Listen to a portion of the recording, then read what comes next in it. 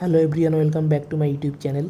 তো আজকে আমি যে নিট পরীক্ষার আর বেশি দিন নেই, মাত্র 6 মান্থ, অনলি 6 মান্থ বাকি, 6 মান্থ বাকি আছে। তো এই 6 মান্থের মধ্যে কী করে নিটটাকে পাওয়া যাবে বা নিটে কীভাবে তুমি র্যাঙ্ক করবে, কী কী করতে হবে, তার উপর আমি একটা শর্টকাট ভিডিও বলছি, যেগুলো তুমি যদি মানতে পারো অবশ্যই তোমার সিলেকশান 100% গ্যারান্টি হবে, কিন্তু মানতে হবে কথাগুলো। তো একটা কথা মনে রাখবে, নিট পরীক্ষার মাত্র 6 মান্থ বাকি। অনেকের মাথায় এখন থেকে প্রেশার ক্রিয়েট হচ্ছে যে 6 মান্থ বাকি, এর মধ্যে কি নিটটা ক্র্যাক করা যাবে, আদৌ পাবো কি না, অনেক রকম টেনশান। এখনও সিলেবাস শেষ হয়নি, কি করব, কোনটা পড়বো, কোনটা ছেড়ে কোনটা রিভিশন করব, কখন কি করব, এরকম বিভিন্ন রকম দুশ্চিন্তা কিন্তু আসবে। তো তার জন্য আমি একটা জিনিস বলছি, মাত্র এই 6 মান্থে তুমি নিটটা পেতে পারো, যদি কিনা তুমি এই জিনিসগুলো ফোকাস করো। দেখো আমি বলছি, একটা কথা মনে রাখবে, এই যে পুরো নিটের যে ব্যাপারটা 6 মান্থ বাকি আছে, এটা কিন্তু একটা মাইন্ডের ওপর ডিপেন্ড করবে। মাইন্ডসেট, তুমি যেমনটা ভাববে তেমনটাই তুমি ফলটা পাবে। যদি তুমি এখন থেকে ভাবো আমি খুব পড়বো 10 ঘন্টা করে প্রতিদিন, নিয়মিত করে পড়বো 10 ঘন্টা করে, দেখবে তোমার মাইন্ডে যেটা তুমি ভাববে সেটাই তুমি করবে, দেখবে তুমি র্যাঙ্ক করতে পারবে। যদি তুমি ভাবো না এখনও তো অনেক দেরি আছে, তাহলে আরেকটু লেটে আমি শুরু করব, রিভিশনটা শুরু করব, এক্সামগুলো দেবো, তাহলে কিন্তু মুশকিল হয়ে যাবে। সুতরাং পুরো টোটালটাই ডিপেন্ড করে মাইন্ডসেটের উপর ডিপেন্ড করে। এটাকে আমি দুটো পার্ট করেছি। এই মাইন্ডসেটটা তুমি যেমনটা ভাববে তেমনটা হবে, পুরো যে মাইন্ডসেটটাকে দুটো পার্টে, এটা ফার্স্ট পার্ট আলাদা করে বলবো, reality, clarity, consistency, confidence and 15 hour study and smart hour মানে হার্ড ওয়ার্ক। এটা হচ্ছে কি, what to learn, what to revise, what to practise. তো দুটো পার্টে ভাগ করেছি আমি, আলাদা আলাদা করে প্রতিটা পার্ট বলছি। দেখো, সবার প্রথমে আমি যেটা আসবো সেটা কি, সেটা হচ্ছে রিয়ালিটি। দেখো রিয়ালিটিটা কি, এখন থেকে 6 মান্থ বাকি আছে।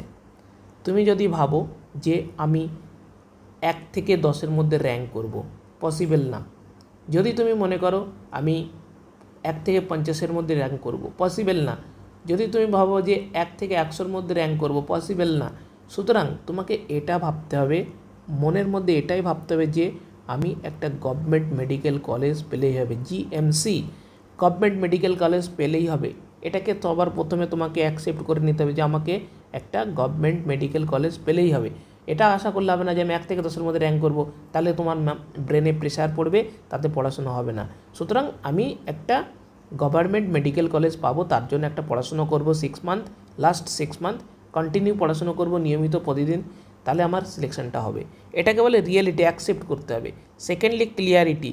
তো ক্লিয়ারিটি এটা কি জিনিস, এটা একদম পুরো ইজি, মানে তুমি যেটা টার্গেট করবে সেটাকে কিন্তু তোমাকে পড়তেই হবে প্রতিদিন।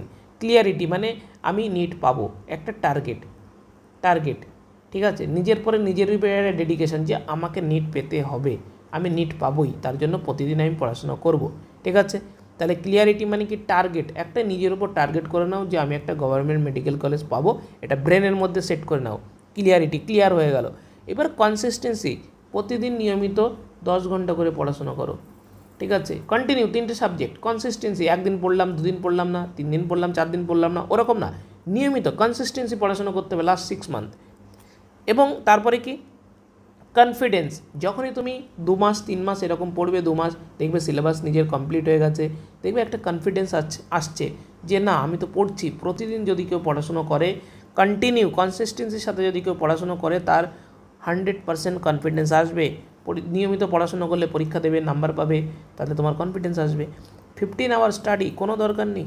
15 আওয়ার স্টাডি করে কখনো র্যাঙ্ক করা যায় না, বা 16 আওয়ার বা হ্যানা ত্যানা, এটার উপর কখনো ডিপেন্ড করে না যে কত ঘন্টা তুমি পড়াশোনা করছো। সিলেকশান কিন্তু অনেকে 20 ঘন্টা পড়েও কিন্তু সিলেকশান হয় না, আবার অনেকে 10 ঘন্টা পড়ে সিলেকশান হয়। তাহলে কত টাইম তুমি পড়ছো তার উপর কখনো সিলেকশান ডিপেন্ড করবে না। তাহলে কি ডিপেন্ড করবে, দেখো যেটা ডিপেন্ড করবে, তাহলে এটা কিন্তু ডিপেন্ড করবে না কত ঘন্টা পড়ছো, তাহলে ডিপেন্ডটা করবে কি সেটাই বলছি। ডিপেন্ড করবে স্মার্ট আওয়ার।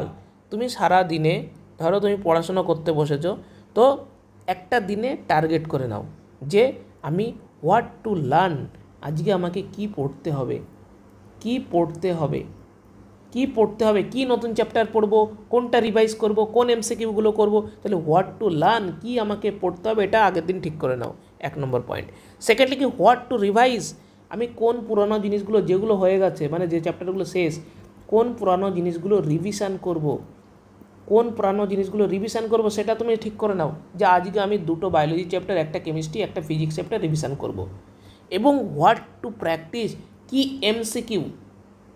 এমসিকিউ আমি প্র্যাকটিস করব, যে বায়োলজিতে কোন চ্যাপ্টার, তাহলে বায়োলজিতে তোমাকে রিভিশনও করতে হবে theory, what to revise, theory chapter revise করতে হবে, সাথে সাথে হোয়াট টু প্র্যাকটিস, কি এমসিকিউ প্র্যাকটিস করব, কেমিস্ট্রিতে সলিউশন প্র্যাকটিস করব, বায়োলজিতে তোমার অ্যানিম্যাল কিংডম প্র্যাকটিস করব, এবং ফিজিক্সে আমি নিউটনস ল প্র্যাকটিস করব। এটা সেট করে নিতে হবে। তাহলে পরপর এই 3টে জিনিস কিন্তু মেনটেন করো, স্মার্ট ওয়ার্ক করো, প্রতিদিন 10 থেকে 12 ঘন্টা পড়ো, কন্টিনিউ কনসিস্টেন্সির সাথে 100% তোমার সিলেকশন হবে। জাস্ট ভিডিওটা দেখো, ভালো লাগলে প্রত্যেকে সাবস্ক্রাইব করে দেবে, এবং এরকম নিত্য নতুন ভিডিও আসবে, সাথে এমসিকিউগুলো দেখবে, অনেক ইম্পর্টেন্ট এমসিকিউ দিয়েছি। তো এই পর্যন্তই, নেক্সট ভিডিওতে আবার দেখা হবে।